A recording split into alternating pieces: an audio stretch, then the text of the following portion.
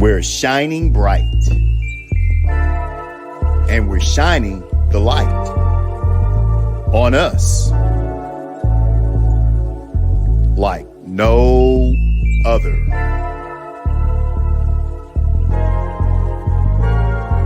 Neighborhood Planet. Our neighborhood, our world.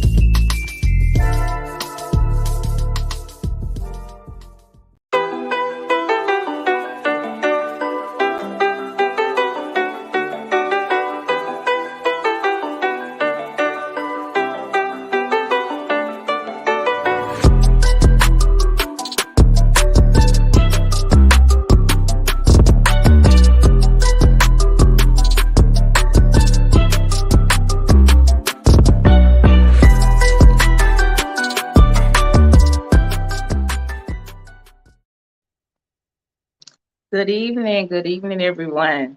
So, welcome to season 1, episode 2 of A Taste of Tequilla.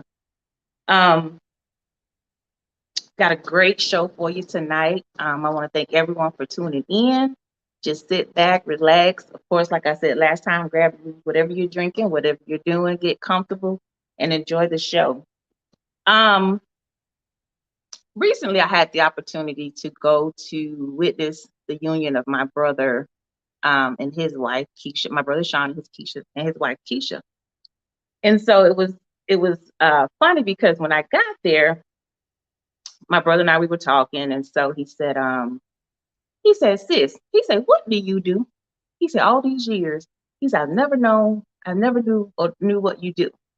And so that was kind of funny to me. So I said tonight, I was going, just for him and for my viewers, I'm going to share a little bit about me and what I do. I know I share a lot on social media, but a lot of it is just being social or being funny or just, my words of encouragement. But I do a lot behind the scenes with the different many hats that I wear, my different professional hats. So one of my professions that I've been in for over 15 years is I'm a licensed clinical social worker. I've been in the mental health field for over 15 years. I've worked in many arenas, hospice, inpatient, hospitalization, psychiatric. So I've done many of those things. And I'm also a realtor. So we'll talk about that as well. So the purpose of my show is to bring awareness to mental health. And of course, awareness about real estate and how that is wealth as well. So mental health is wealth and real estate is wealth. So you're going to get a couple of nuggets of, each week from me, and we'll go from there. But anyway, my nugget for mental health today is suicide is real, guys. And you want to take it seriously. I'll just share with you a story. So one of my roles as a mental health therapist is I respond to crisis calls in the community with the police in different areas of Georgia. So about a week and a half ago, we got a call, saying that a young man was texting his wife and, saying, here's the PIN numbers, kiss the kids. And we get those pretty often, and that's kind of typical of someone who's getting ready to commit suicide. So we get in the car and we're headed to the call. Well, by the time we got to the call, we got there just maybe a couple minutes too late, because all you see was this guy sitting in his car, and I just saw him slump over his wheel where he had shot himself. So, and mental health suicide doesn't discriminate. It has no color, age. It's real. And when someone wants to do it, they go through with it, right? And then earlier that day, we also had a 12-year-old had just lost his dad and, not getting along with his mom and different things going on. So he actually had a 32 with 2 rounds, ready to do whatever with that. So I do see a lot in the mental health field. So when you see me out there posting on social media, just having fun and relaxing, as they would say, mind your business, because I do see a lot behind the scenes. So that's why I do take my life seriously, and I enjoy life. And I tell people I am going to live full and die empty. So that's my spill with mental health. So Also, with the time getting ready to change, you have what we call seasonal affect disorder, which is sad. It's not a full diagnosis, um, but it is coming up, being that time is about to change. We have shorter days, it gets dark early. So some of the symptoms are low mood, you're irritable, loss of interest, just, that extra melatonin is ramped up in you, whatever. So there is treatment for it, and it only lasts through the winter season where we have the shorter days. But you can get therapy or medications or light therapy. You can Google different things about that. So it's called SAD, seasonal affect disorder, and it tends to happen around this time of the year. Some of you probably have noticed it, but didn't really know what was going on. So I usually tell people to stay away from Google, but I'm going to give you permission to Google that, seasonal affect disorder. All right. As you see, my gear today is real estate chick. I was out this afternoon, just kind of running around. I have a buyer right now. Here's my golden nugget for real estate. November the 2nd, interest rates will go up again. No, we're not going into a housing market crash. Take that out of your vocabulary. But interest rates will be going up after November the 2nd. So trying to get my buyer into her home and get her situated. So that was my marketing tool for today, and I really didn't feel like changing when I got back. So this is what you get today. I'm the real estate chick. I don't know if you can see it, but there we go. Anyway, so those are my 2 nuggets for mental health. Seek help. Help is not a bad 4-letter word. Get the help you need if you need it. And that's my real estate nugget. So if you want a home, hit me up, right? Now, let's talk about our guest today. So my original guest for tonight, she ended up getting a flu. So I had a backup though, because we all know that when Zeta calls, we will answer. So I hit up another one of my sorority sisters, of Zeta Phi Beta Sorority Incorporated. Her name is Comia Flynn. She's out of Savannah, Georgia. She is a plus size model. She's a public speaker. She has had the opportunity to work with Channsin Berry, or Dark Girls. She's also had the opportunity to work with Oprah Winfrey on her 2020 Vision Tour. And she is so full of life, guys. We're gonna dig into some deep conversations with her, and we're just gonna talk about some stuff. So without further ado, we're gonna bring in my guest for tonight, Miss Comia Flynn. Hello, everybody. Hey, beautiful. How are you doing? I'm well, thank you. How are you? Hey, all is well. All is well. Tomorrow's Friday, so hey, it's a good day. Right. Mhm. So listen, we were on earlier, so we were both talking about our bad hair days. So that's why I have on a hat, because I don't get to the hairdresser till tomorrow. But Gotcha. and we all know Comia Flynn she's known. If you follow any of her social media, you know that platinum blonde is her color. So she's going tomorrow to get her fire back That's tomorrow right. too. So that's It'll be okay. back tomorrow. That's right. That's my mojo. Thank you so much, Comia, for taking the time to join us tonight and give the viewers a taste of tequila / Comia. So let's start with, so tell us a little bit about you. I know you were born and raised in Savannah, but tell us a typical day of Comia. What does a typical day look like for you? Oh my gosh. Do you have that much time on your show? Give us the condensed version. Okay, I'll give you the condensed version. So the typical day for me is that I'm a content creator. So I spend a lot of time creating content, editing content, looking for beautiful places to explore and meet people. That's my daily journey, pretty much every day. Every day. And who are And you building this content for? Well, mainly for different businesses, and it's for the city of Savannah. So I highlight beautiful places in my city because people always ask me, hey, Comia, where can we go for dinner? Or where's a great place to shop? Or, where's a great place even to buy coffee? So that created this platform for me to start kind of diving in and snooping around and be like, well, let me just be a tourist in my own city. And so that's what I do literally almost every single day, every day. Now, when you were young, when you were a little girl, was that something is that something you've always been interested in, or is that just something that's kind of fell in your lap? That's something even as a child. So as a kid, I've always loved fashion. Okay. I was the person that when we went to Belk, which is a store, a Southern store, Uh-huh. when we would go by the fashion fair counter, I always beg my mom and say, Mom, can I try on some lipstick? And she's like, you're not old enough for lipstick. I said, but it's so pretty. I was always fascinated by the beautiful lipstick colors and trying on perfume. I've always loved it. And I've always loved fashion. So I'd be the little girl that, most kids probably read children's books. I Mhm. would look at fashion catalogs. So you had Sears, which I thought was fashion then, Spiegel catalog, and JCPenney. You couldn't tell me nothing. So I would always go through and tear out pictures of outfits that I like, and I kind of mix them and match them and put them together, be like, okay, this will look cute like this. And I was doing that at the age of 7, and Yeah. even in Vogue and Cosmopolitan. So I would always ask my mom to buy me magazines. So I've loved fashion from a kid. Yeah. Mm-hmm. Even now, like sometimes when I'm watching you, and like, I think I'm a pretty fashionable person, but sometimes when I see some of the things you put together, I be like, now that's cute on her, but I would have never put that together for me.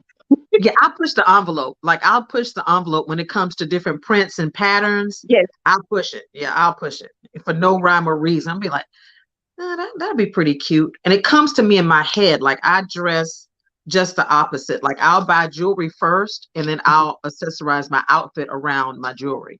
And most people do the opposite, right? Right. Most people do the Yeah. opposite. They'll buy the outfit, then buy the jewelry. Yeah. Because I Yeah. see the whole thing in my head. Like my brain it's weird. It's a creative brain. But I'll see the jewelry first, or I'll get somebody. I have 2 people that make costume jewelry for me. And I'll be like, yeah, okay, that necklace will go with, I need to find this, this, this. Okay. And that's what I do. Mm-hmm. Now, at some point, being plus size or whatever that meant, at one time that was like forbidden. Like, you got to be skinny, you got to be this size, you got to look this way, you got to do that, and all of this subconscious, all of the things you're watching on TV or the magazines or different things like that. Yeah.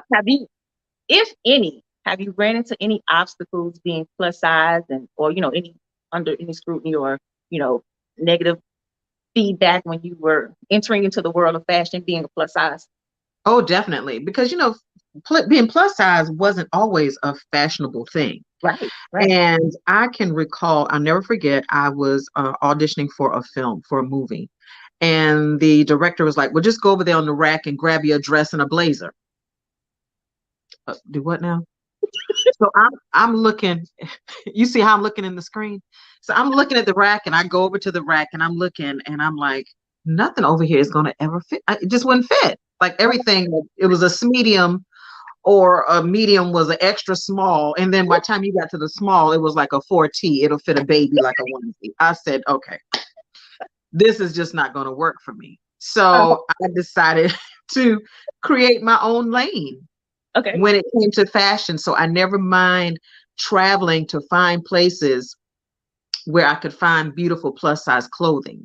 Mm-hmm. So because I can remember even as a child, one department store, Sears at the time, they used to call even the kind of chubby kids clothing at the time, they used to call it the husky section. No. So can you imagine as a child hearing a sales associate tell your mother, oh yeah, she's over in the husky section. What? So in my mind, as a little child, I felt like husky, I associated that with a bear, something grotesque, Yes. big, Yes. ugly, because of the word. It just sounds so forceful and so, Right. And yeah, I just always remembered thinking as a child, when I grow up, Mm-hmm. I'm going to create clothing that will fit me, that'll look stylish, even though I'm plus size, because I was a chubby child. So it's funny you say that, because not just with plus size, but with anything as a child, sometimes we as people, and I see it all the time in the mental health field, well, something as a child, someone will internalize that, and it will just destroy them throughout their adulthood. So what did you do to like not allow that to deter you from your dreams, or to make you feel like you were less than? What did you do to not let that happen? I think I just had this determination on the inside of me, because growing up, my grandmother was always that force in my life. She always told me I was beautiful. You're going to be a star. She always gave me these visions, and my parents did too. And my dad, same thing. So I kind of use that as an internal fire, so to speak. Mm-hmm. But, once you enter into school, kids aren't so nice. Right. Kids bullied me when I was in school because I was plus size. And if I can be really transparent for a minute, I remember being in the 5th grade wearing a 36C bra. Wow. And big butt. So can you imagine trying to work through all of that as a child? So my body surpassed my age just by the way I looked. Right. But I would always reflect back to catalogs when I came home. I said, "Oh, when I get older." So that always stayed in my mind. Once I got older, that's what I would do. That was my mission. Yeah. And I can relate. So growing up, I had this really big gap in my teeth. Mm-hmm. And I would get teased about it. And, you can go, drive a truck through your teeth or just different. Now, some people loved it, like, oh, your gap is so beautiful. But I told myself when I got older and had the money and the resources to close my teeth up, right, that's what I was doing. Wow. But, I don't know if I would have made a different choice if someone would have said, "Oh, no, it's beautiful. That's you." Because a lot of people, when I closed my gap, they was like, "Why did you close the gap?" I was like, because. Yeah. So I get it. And even, I had braces before. I took them off and I saw the space coming back a little bit. I was like, "Oh, I got to get my braces back. The space is coming back," because I was freaking out. But yeah, I get it. So as a young child, when you have these defects or whatever that is, Yeah. you tend to already have it in your mind that this is what I'm doing when I get old enough and the resources to do it. So I get it. I was determined. Even when I started working when I was about 15. And at the time, I think I made $3.25 an hour. Ooh, okay. And I remember going to our mall. We had some real nice, like, boutique-y stores even then. I would save my money and put sweaters on layaway. Now, the sweater might have been $100, but because it was a unique, fashionable sweater, and I know I wouldn't see anybody else in that sweater, in my mind, I'd put that sweater on layaway, and I'd pay on that sweater and pay on that sweater until I got it off layaway. And honey, you couldn't tell me nothing. You couldn't tell me nothing. And so that put me on the path of, okay, now I need to be able to make the money so I can wear what I want to wear and look how I want to look. Because I've always dressed different, even as a teenager. Like, I wore hats to church. Like, I was suits. I used to listen, and y'all don't tell nobody. I'm telling y'all a secret. I used to sneak my mama's clothes out of her closet when she'd go to work and get dressed up sharp in her suits. And Lord, one day I went to the cafeteria for lunch and I had on a raw silk suit. I'll never forget, teal suit of my mama's. Sat in the cafeteria, got up, and honey, I had a grease stain on her skirt. Uh-oh.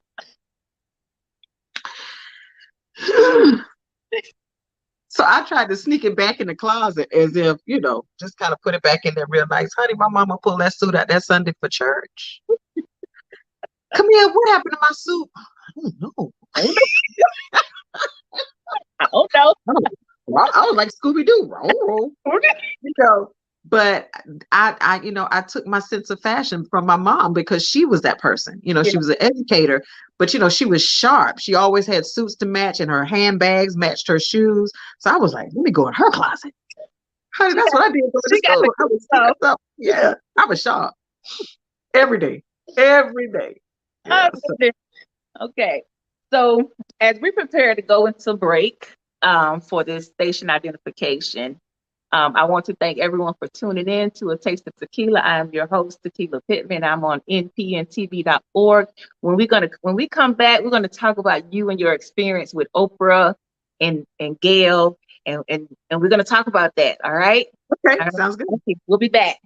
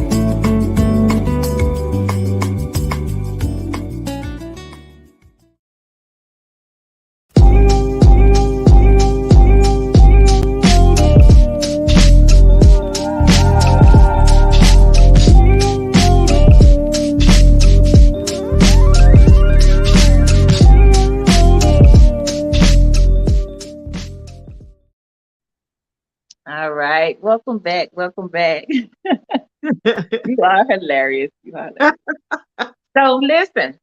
So you had the opportunity to actually meet Oprah Winfrey on her 22 Vision Tour.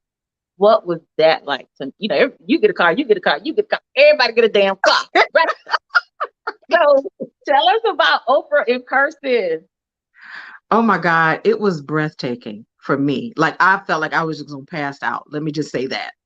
And it happened so quickly. It was amazing. So she was literally coming around the corner, like we heard all this buzz or whatever, and whatever. And when I turned the corner, there she was with all of her folks there. And I was like, and I was having this internal conversation with my head, like, girl, don't lose it. Don't lose it. Hold it together. Hold it together. And I was like, hi, Miss Winfrey. And she was like, hello, how are you? So we engaged in conversation, but she just vibrates on a high, such high of a level. I'm sure. It just felt like it took my breath away. And it was so funny because I just laughed at one of the guests that was at her show. And as Miss Winfrey was walking through the crowd, and as she got closer to the lady was just like, and all she could do was scream. She couldn't even answer. And Oprah was like, yes, it's me. And the lady just, she said, I knew I was going to do this. And she just yelled out, Jesus. It was hilarious. But it was almost the same thing, but it was such a blessing to have met her. She's very inspirational, and she pours into you when she meets you. Okay.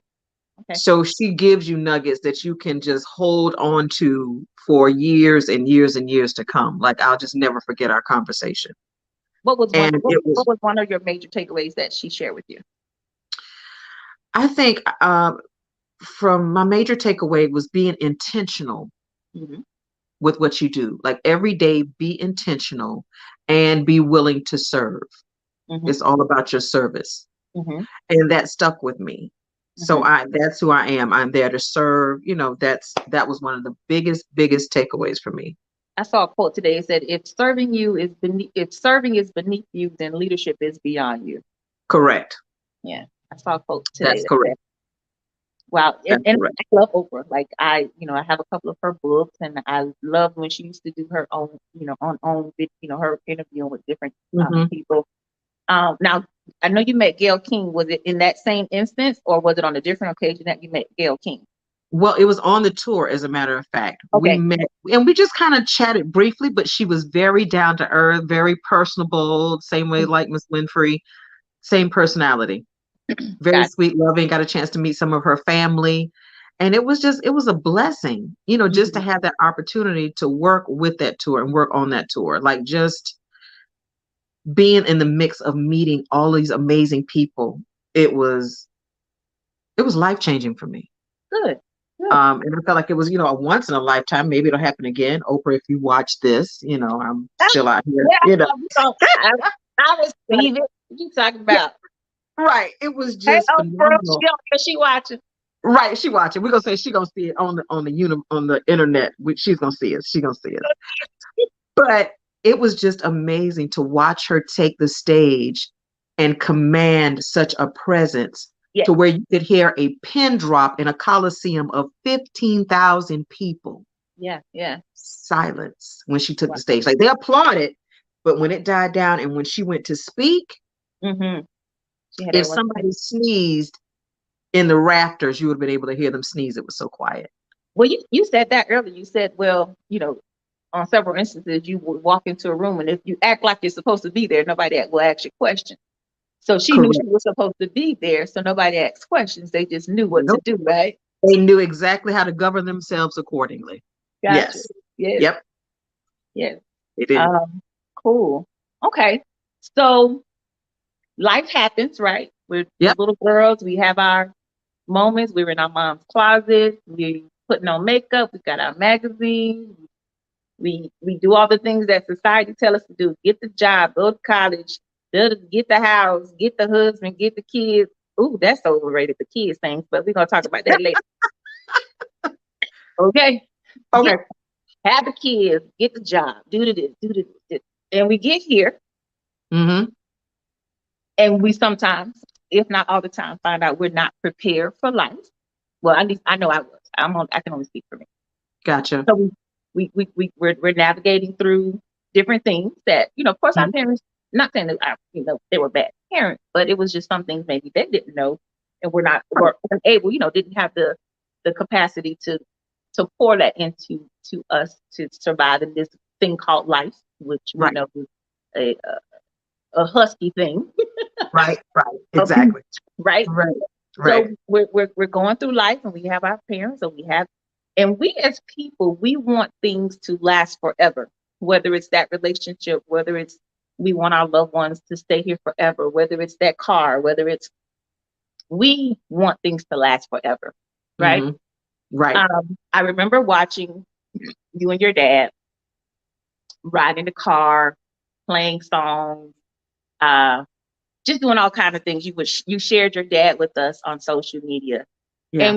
and when he passed away, was it earlier this year or was it last year? It was last year, as a Last matter of year. fact. Last year, So last February. Yeah. when he passed away, that was a very, very, very difficult time for you. Yeah. And even when I used to work in hospice as a social worker, Uh-huh.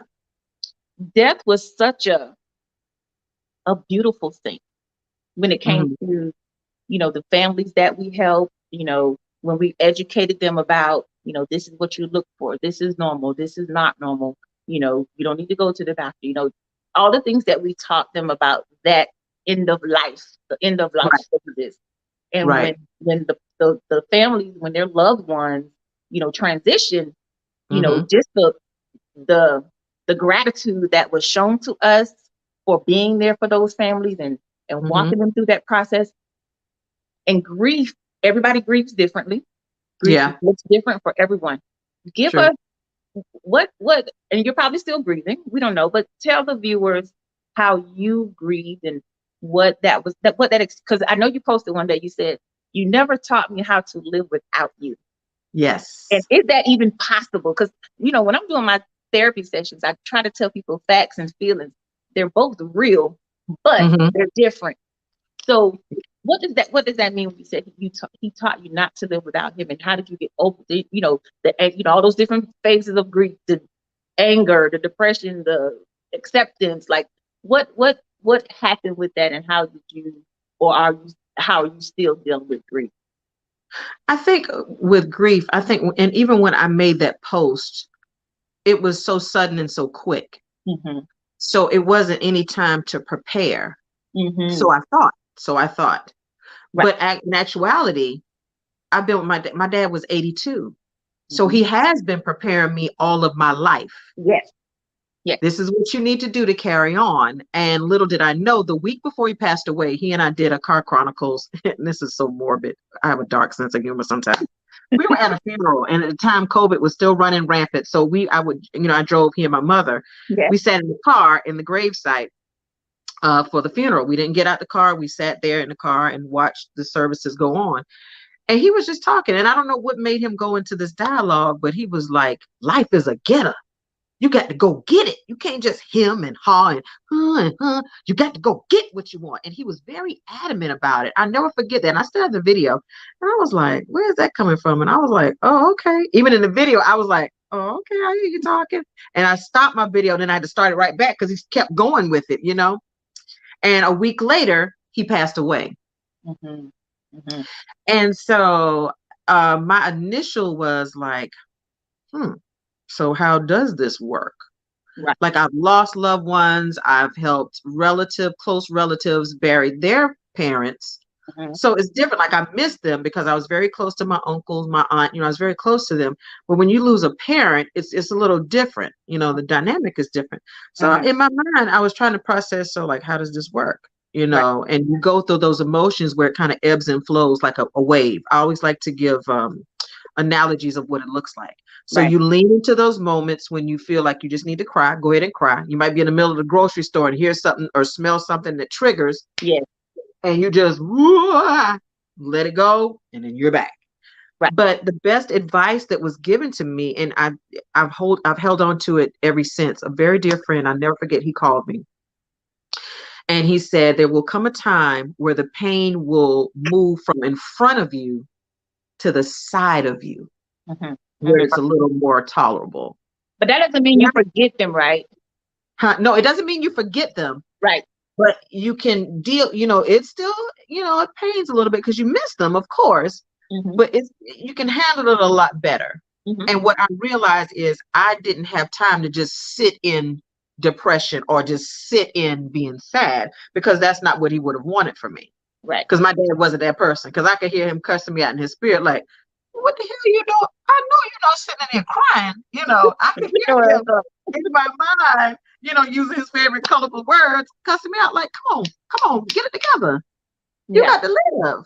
Yeah. So I hold on to that, and I carry his legacy, and I still do things that I think he would want me to do. And like, I had a moment, I clipped a video. I was in Walmart parking lot, and we were talking. I was in my mind, I'm always storing sound bites. So this was like monkey sound bites. And I created a little clip, a little reel about monkeypox. Okay.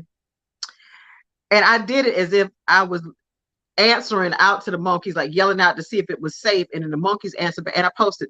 That thing has gotten over 660,000 views on the clip. And I know my dad's in heaven looking like, well, I'll be damned. Look what you did as soon as I left. And so I take those funny moments and celebrate his life because of who he was and who he created me to be, because he instilled all of his spirit in me. Yes. So that helps me every day. Yeah. When I used to do grief counseling, I tell them the physical part is gone, but you have so many more things that you can carry on to have that person. I tell them, talk to him. Like, we have what we call the empty chair technique. Like, I tell he's sitting right there. Tell him what you need to tell him. Like, that's not crazy.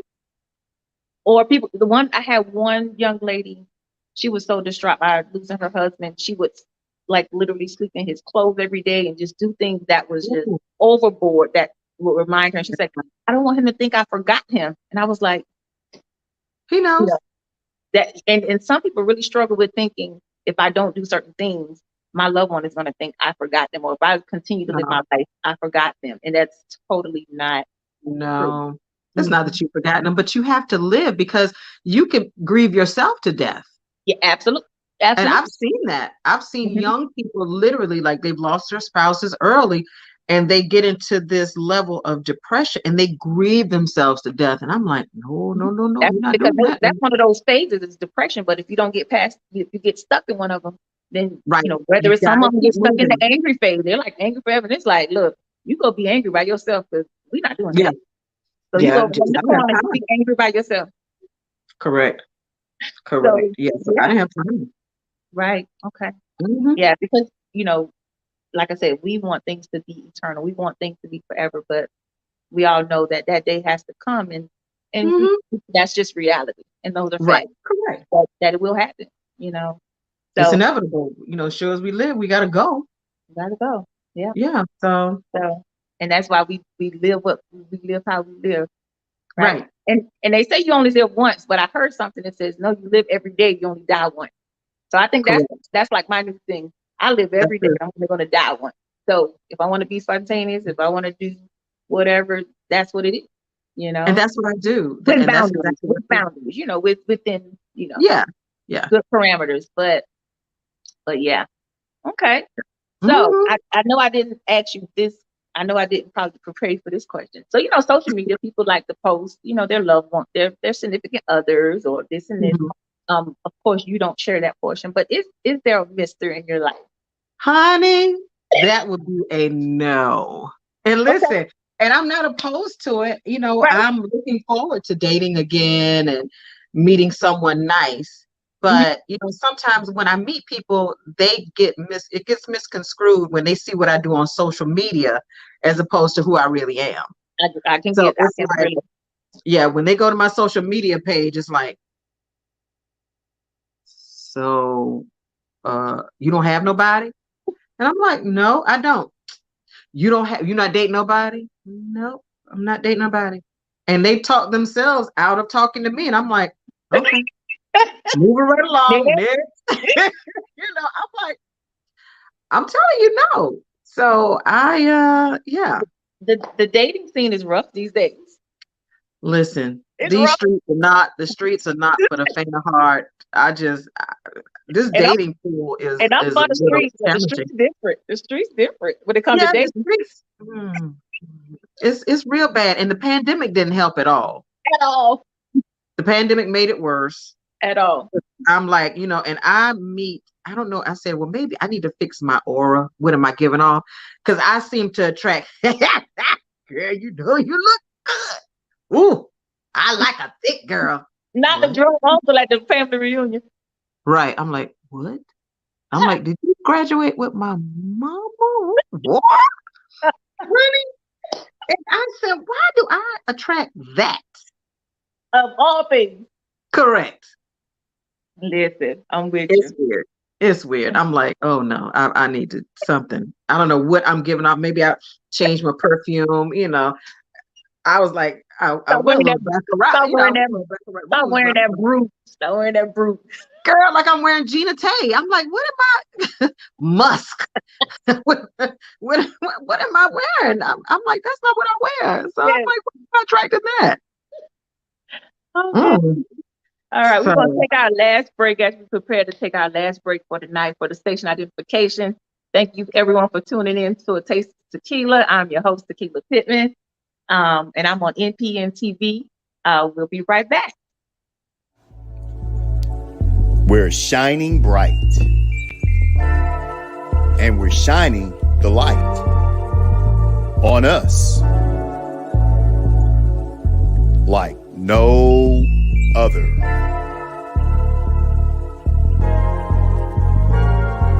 Neighborhood Planet. Our neighborhood, our world.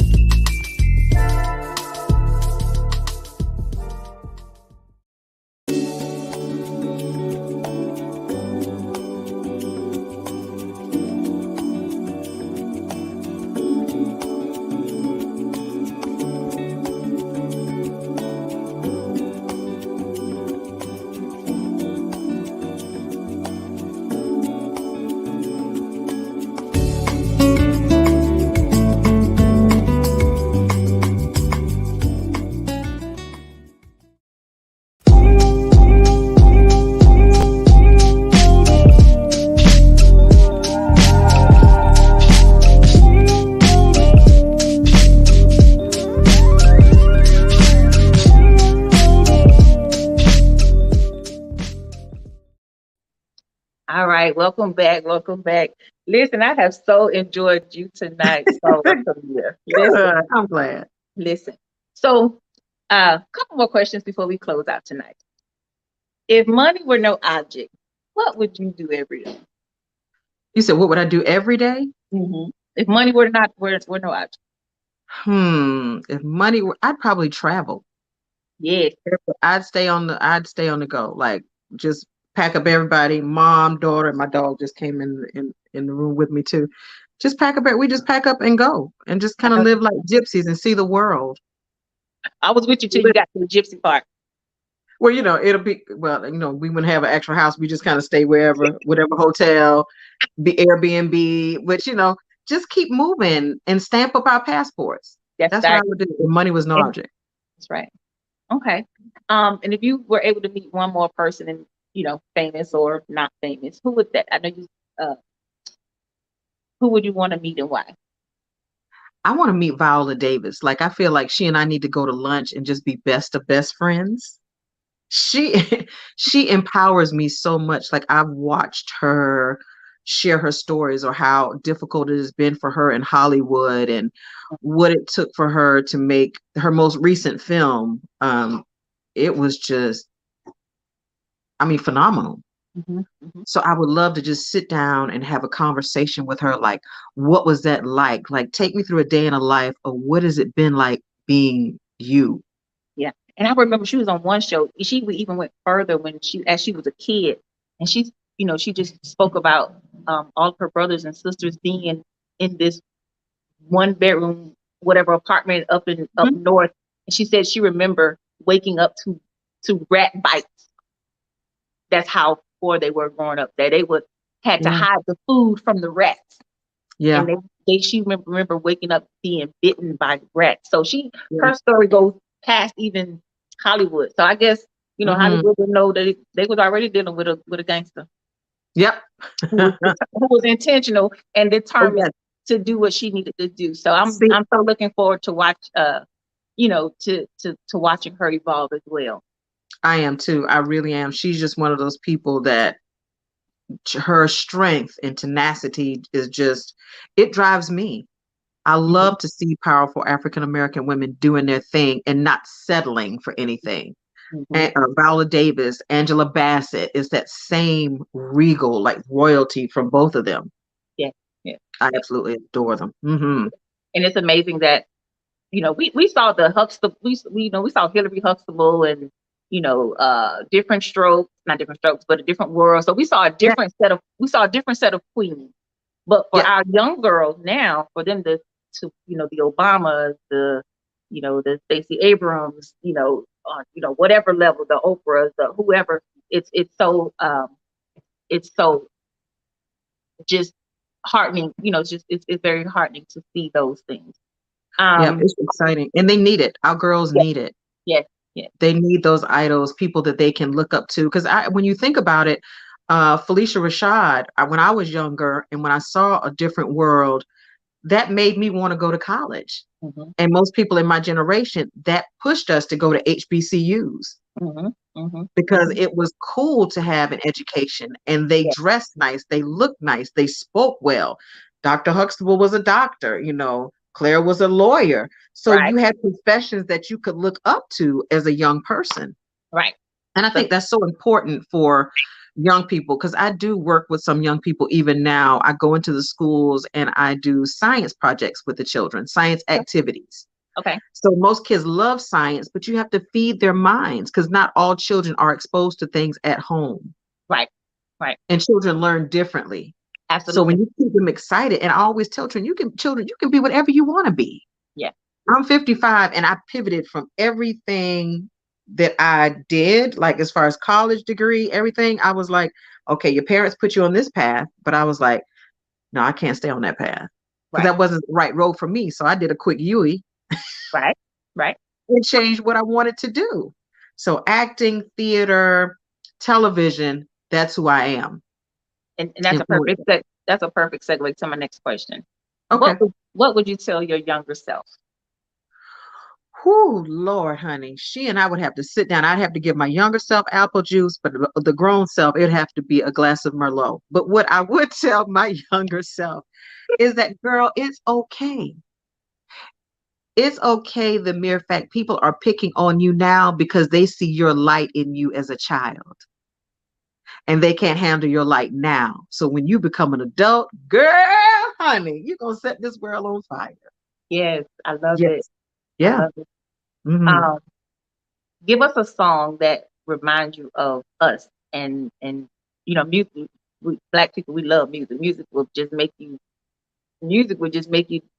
feel a whole lot better when going through some stuff or different things. So, give us a song that reminds you of us as a whole. And it's so funny because I'm always listening to stuff on my Spotify. But it was one child by what is it? Oh my gosh, if I get the name of the group wrong, they're gonna kill me. I think it's Tank and the Bangers, I want to say, but it's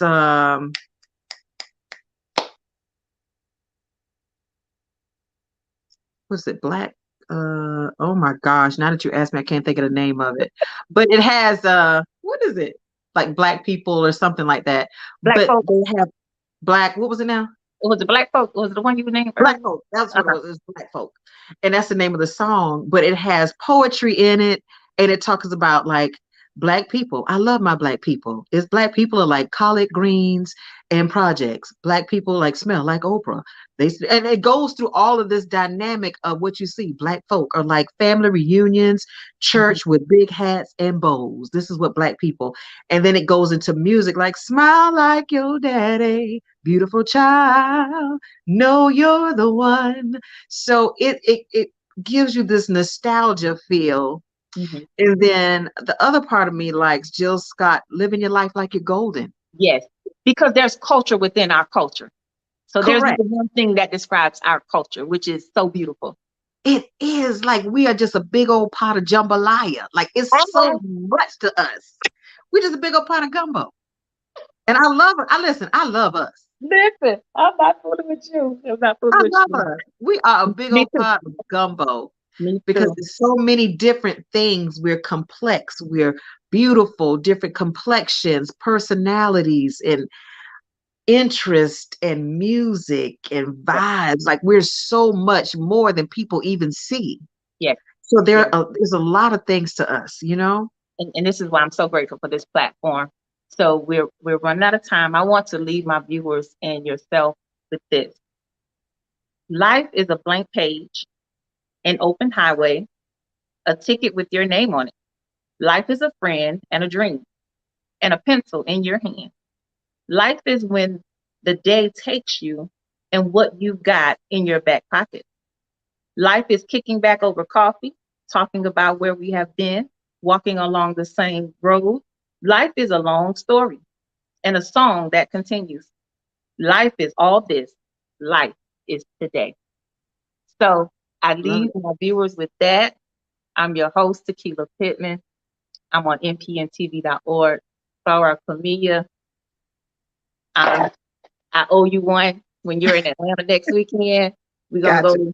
We're gonna go take a sip of something, of tequila or something. Yes, yes, I But love thank you so much for it. You're for welcome. joining me tonight. Thank you to all my viewers. And we'll be back the same place, the same time next Thursday for Taste of Tequila. Good night, love. I love you. Love you. Have a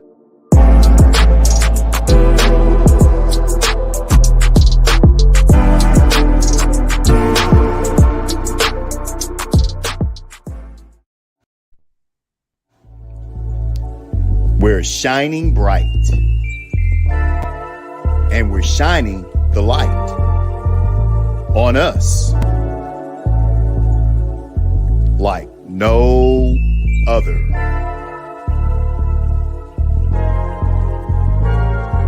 Neighborhood Planet. Our neighborhood, our world.